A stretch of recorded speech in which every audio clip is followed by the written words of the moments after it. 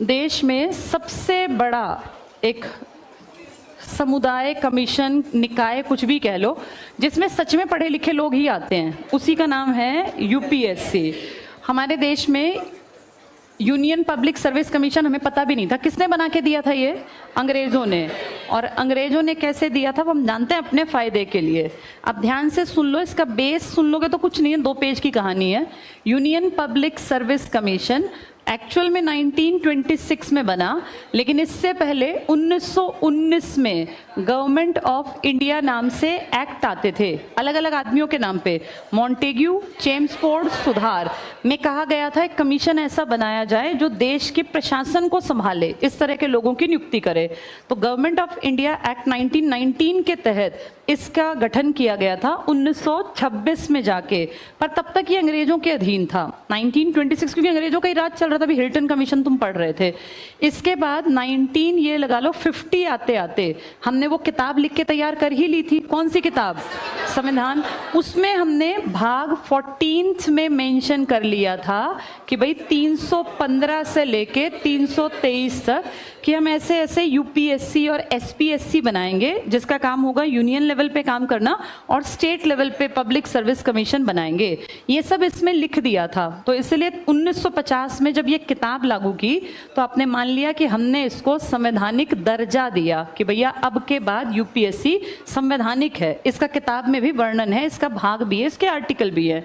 UPSC सबसे ज्यादा intelligent लोग जो हैं, जो खुद सर्विस दे चुके, इसके टोटल मेंबर राष्ट्रपति डिसाइड करता है। जनरली वो 9 से 11 के बीच में रखता है, कभी 9 रखेगा कभी 11 रखेगा। बहुत कम नहीं रखने, बहुत ज़्यादा नहीं करने। इनका मेन काम यूपीएससी के मेंबर्स का वो जो इंटरव्यूज़ और ये सब देते हैं, एग्ज़ाम वगैरह, इसके ऊपर काम करते हैं। इनमें से जितने उसने रखने हैं, इसका 50% हिस्सा खुद पहले किस रैंक पे काम कर चुके होते हैं? आईएएस, आईपीएस या आईआरएस। इसका मतलब सरकारी सेवा करने वाले लोग ही जो गवर्नमेंट जॉब में हैं, रेप्यूटेड पोस्ट पर, उन्हीं लोगों का रास्ता किसके लिए भी खुलता है? कोई नेता इसका मुखिया कभी नहीं बन सकता क्योंकि उसने न तो सरकारी नौकरी कर रखी और न ही उसका ऐसा अनुभव है।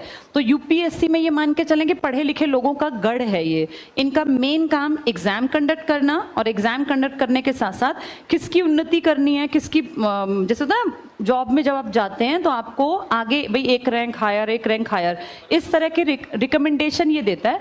कई बार ऐसा होता है किसी के ऊपर ब्लेम लग गया, उसको नौकरी से टर्मिनेट कर दिया, तो उसका सैलरी कितनी बनेगी, क्या उसको पेंशन देनी है नहीं देनी, इस तरह के सारे मामले।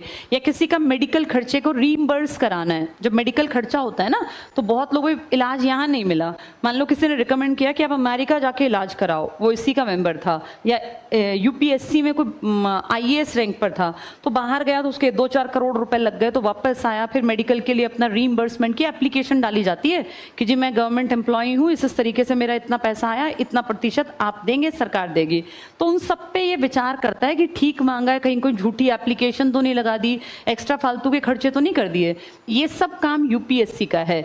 यूपीएससी के सारे मेंबर्स पढ़े लिखे और काबिल होते हैं। इनमें से एक को बोल देते हैं यूपीएससी का अध्यक्ष है, बाकी को कहते हैं ये अन्य सदस्य हैं। अध्यक्ष ज्यादातर खूब पढ़े लिखे लोग होते हैं, लेकिन पिछली बार जो डॉक्टर मनोज सोनी बनाए थे, इनके ऊपर राहुल गांधी ने क्वेश्चन उठा दिया था, क्योंकि मनोज सोनी की मैंने आपको कहानी सुनाई थी, बचपन में इनके पिताजी गुजर गए, अगरबत्ती बेचने का काम कर बताया था वो सब।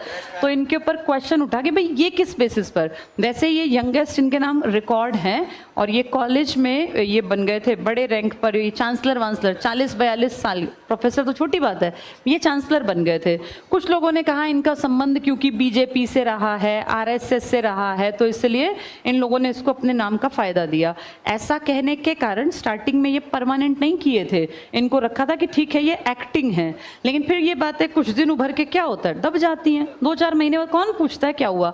आज आप देखोगे मनोज सोनी जी परमानेंट हैं, और अब ये आ गए ना, अब ये 6 साल तक टिकेंगे, 2023 से करके और 29 तक ये काम करेंगे। अब 2029 कितने साल बाद आएगा, तब तक इनकी ये परमानेंट नौकरी हो गई, कि इतने साल तक का इनका यूपीएससी के हेड के रूप में कार्यकाल रहेगा ही रहेगा। तो इस तरीके की चीज़ें कई बार गड़बड़ में भी होती हैं। खैर, अगर आप इनको पढ़ेंगे तो आप इनके नाम के आगे पाएंगे ये अकेडमिशियन है, ये कोई ऐसे राह चलता आदमी नहीं पकड़ा।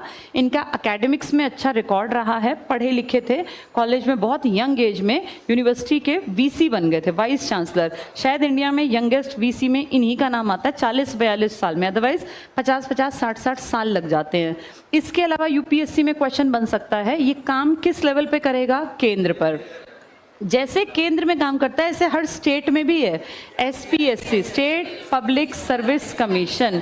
पर कई स्टेट बहुत छोटे हैं जहाँ कम आबादी है, जैसे सिक्किम की बात करें, सिक्किम बहुत छोटी सी आबादी लेके बैठा है, तो वो कहता है भाई मुझे भी एडमिनिस्ट्रेशन चलाना है, लेकिन मैं 4 लोगों को यहाँ रखूँ अपने यहाँ, उनकी तनख्वाह दूँ, उनको घर दूँ, क्योंकि इसके मेंबर्स को तो रहने के लिए बहुत तगड़ा बंगला देना पड़ेगा। दिल्ली में कोठियाँ एक से एक सारी वीवीआईपी ऐसे लोगों ने तो भर रखी हैं वो। तो सिक्किम जैसे स्टेट कहते हैं भाई मेरे पास ना तो इतना पैसा और ना मेरे पास इतने बंगले, ना मैं इतना इनको सैलरी दे सकता, तो मैं यूपीएससी से एक तरह से वो करता हूँ प्रार्थना कि आप ही मेरे अधिकारी अपना पेपर लेके लगा लो। ऐसा कोई स्टेट कर सकता है। एसपीएससी कोई अगर चाहे मुझे नहीं बनानी राज्य को, ये मेरे लिए फालतू का खर्चा है, मुझे टोटल अधिकारी 4 लगाने हैं, उसके लिए मैं 3 सदस्यों का आयोग बनाऊं, तो 4 लोगों को लगाने के लिए 3 सदस्य मैं 6-6 साल तक खिलाता रहूं, तो बेवकूफ़ी है। इसलिए छोटे स्टेट एसपीएससी ना गठित करके ये अर्जी राष्ट्रपति को देते हैं कि सर हमें ऐसे ऐसे जो है ना अपना काम यूपीएससी से कराना है, तो वो राज्य राष्ट्रपति को परमिशन ले लेगा, राष्ट्रपति की। राष्ट्रपति भी जानता है यार 3-4 आदमियों की भर्ती के लिए कौन से प्रोसेस ज़्यादा लगने, यूपीएससी का काम है 1000 लोगों की भर्ती करवाता है, 4-6 की और करवा देगा। तो राष्ट्रपति यूपीएससी को कह सकता है कि ठीक है आप लगते हाथ इस छोटे राज्य का भी पेपर का डिसीजन ले लीजिए, आप ही इसका पेपर सेट कर दो, आप ही इसका बोर्ड बना देना। कभी कभी क्या होता है 2 स्टेट जैसे सिस्टर स्टेट्स हैं, 7 सिस्टर्स, इनमें से मान लो मेघ और त्री दोनों के एमएलए डिसाइड करें कि भैया अपनी संचित निधि क्यों गंवानी, अगर हम बनाएंगे तो सारा खर्चा हमारा है ना, हमें 4-4, 5-5 आदमी लगाने हैं, तो क्यों ना हम दोनों मिलते हैं, दोनों अपना एक जॉइंट पब्लिक सर्विस कमीशन बना लेते हैं। लेकिन ऐसे नहीं कि मर्जी, पहले हमें इसके लिए लिखित में परमिशन संसद से लेनी पड़ेगी। तो ये दोनों स्टेट अपनी लिखित की परमिशन मांगेंगे संसद से। संसद को क्या दिक्कत है, संसद बस ये देखेगी हाँ ये ठीक है 2 स्टेट हैं, ये दोनों ज्वाइंट रूप से काम करना चाहते हैं, वो टिक मार्क कर देगी ठीक है भैया बना लो। अब इनकी जेपीएससी बनेगी, ज्वाइंट पब्लिक सर्विस कमीशन। ऐसा खर्चा कौन देगा, दोनों बांट लेंगे। भाई अगर 5 आदमी हैं तो ठीक है 1 महीने की 3 की सैलरी मेरी, 2 की तेरी, अगले महीने मैं 2 की दे दूंगा तो 3 की दे देना, ऐसे भी कर लेंगे ना बंटवारा। जेपीएससी में और एसपीएससी में मेन अंतर क्या है, एसपीएससी के सारे मेंबर्स का जो कामकाज है वो किसके हाथों किया जाएगा, राज्यपाल। लेकिन जो ये वाला जॉइंट है ना, इसका सारा कामकाज राष्ट्रपति करेगा, बस ये अंतर है। तो जो जॉइंट होगी उसमें राज्यपाल लड़ना पड़े, ये राज्यपाल कहेगा मैं करूंगा मेरी पावर है, दूसरा कहेगा मैं, तो तुम दोनों मत करो। जॉइंट का कामकाज कौन देख लेगा, बाकी सब स्टेट का कामकाज उनका राज्यपाल देखे, उनकी संचित निधि से पैसा जाना है, उन्हें क्या टेंशन है। तो राष्ट्रपति कहता है जिसकी ज्वाइंट है उसका मैं देखूंगा, यूपीएससी का मुझे देखना ही है। इक्के दुक्के हैं ज्वाइंट, सारे नहीं है। हर स्टेट चाहता है इंडिपेंडेंटली काम करना, हर स्टेट को फील होता है अच्छा कि मेरे काम मैं खुद करूं, मेरी अपनी राजधानी हो, अपना सेक्रेटरीट हो, मेरे अपने कमीशंस हो। ये तो कोई भाई बिल्कुल ही क्या करें कि पैसे की कमी है, छोटा स्टेट है और इतना टैक्स वैक्स नहीं इकट्ठा होता, तो वहां तो फिर तुम देखोगे तो आरटीआई में तो सीएम्स की सैलरी भी अलग अलग है। देखा है तुम लोगों ने, नॉर्थ ईस्ट के सीएम की सैलरी 1 लाख रुपए के आसपास है। आपके यहाँ प्राइवेट सेक्टर में थोड़ा सा ठीक काम करने वाला आदमी लाख रुपया कमा लेता है, लेकिन वहाँ का सीएम भी लाख लेता है। वहीं अगर हम देखें दिल्ली और तेलंगाना के सीएम को तो 4 लाख प्लस पड़ते हैं इनको। इसका मतलब हर राज्य की टैक्स कलेक्शन बराबर नहीं है। जहाँ के सीएम को 4 लाख प्लस मिल रहे हैं वो अपना कमीशन बनवा लेगा, लेकिन जिनकी सबसे ताकतवर पोस्ट ही 1 लाख रुपए ले रही है तो वो क्यों एसपीएससी बनाएंगे, वो या तो यूपीएससी को काम दे देंगे या कह देंगे हमारा क्या बना लो, जॉइंट पब्लिक सर्विस कमीशन। इसके सारे काम कौन देखेगा, और वैसे कौन देखेगा कामकाज, यूपीएससी के सारे कामकाज इनको हटाने की पावर अगर यूपीएससी की बात करें या एसपीएससी की या जेपीएससी की, अगर कहें सस्पेंड करना तो सस्पेंड करने में इसकी पावर है राज्यपाल, लेकिन हटा नहीं सकता। हटाने की पावर तीनों की सिर्फ और सिर्फ भारत के राष्ट्रपति के पास है। इनकी नियुक्ति भी राष्ट्रपति ने की, हटाएगा भी राष्ट्रपति। इनकी नियुक्ति भी राष्ट्रपति ने की, हटाएगा भी राष्ट्रपति। लेकिन एसपीएससी की नियुक्ति करते टाइम आया था गवर्नर, हटाने की पावर दी गई है राष्ट्रपति को। कोई अपने आप सोचे यार मुझे नौकरी नहीं करनी, मैं तो बुढ़ापा आ गया, आराम से आराम करूंगा, तो वो अपना त्यागपत्र, ये अपना त्यागपत्र इसको देगा, ये भी ये अपना त्यागपत्र देगा गवर्नर, क्योंकि बनाया किसने था? गवर्नर। लेकिन हटा नहीं सकता गवर्नर, वो पावर किसके हाथ में है? राष्ट्रपति के। ये क्लियर हो गया सबको? ये छोटी बातें पढ़ के थोड़े दिन याद रखनी है, फिर अब आगे जैसे पेपर हो जाएगा फिर दोबारा जब पेपर आए तो पढ़ लेना। अभी ये दिमाग में जरूर रखना कि जेपीएससी कैसे काम करती है, एसपीएससी और यूपीएससी, तीनों को हटाना है, टर्मिनेट करना है तो राष्ट्रपति। मुझे अपनी मर्जी से नौकरी छोड़नी है, जिसने तुम्हें लगाया उसको दे आओ लेटर। यूपीएससी को किसने लगाया? राष्ट्रपति ने। जेपीएससी को किसने लगाया? राष्ट्रपति। लेकिन त्यागपत्र देना हो तो एसपीएससी वाले देंगे गवर्नर को, हटाएगा तो कौन? राष्ट्रपति। किस आर्टिकल में लिखी हैं बातें? 315 से 323 तक लगभग सारी बातें। वैसे राज्य का आयोग अलग से काम करता है, उनके लिए अलग से बाद में पढ़ लेंगे, ठीक है। चलो अब टाइम थोड़ा सा कम है, ये पूरा नहीं हो पाएगा, एक दो बातें इसी में से बता देती हूँ। अगर ये रिटायर हों तो कितनी एज में होते हैं? जो यूपीएससी वाले हैं ये कितने में रिटायर होते हैं? यूपीएससी, एसपीएससी और जेपीएससी। ये कहाँ काम करती है? केंद्र में, ये राज्य में, और ये जॉइंट रूप से दो राज्य, इसमें यूपीएससी नहीं आएगा। फिर यूपीएससी अगर कहें रिटायरमेंट की एज तो कितनी बताई? या तो उम्र हो गई हो 65 या 6 साल, या 6 साल काम कर लिया। जैसे ये हटेंगे, अब कौन है आजकल? मनोज सोनी। इनके रिटायरमेंट की एज मैंने पहले ही बता दी, ये 6 साल बाद 29 में, 23 में तो पक्के कर दिया ना, वैसे 23 में पहले एक्टिंग थे। इसका मतलब ये 65 के नहीं होंगे, उससे पहले ये 6 साल पूरे हो जाएंगे तो ये हट जाएंगे। एसपीएससी वाले हट जाते हैं 62 या काम करते हुए 6 साल। जेपीएससी वाले भी हट जाएंगे 62 और 6 साल। इसको 62 में क्यों हटाया?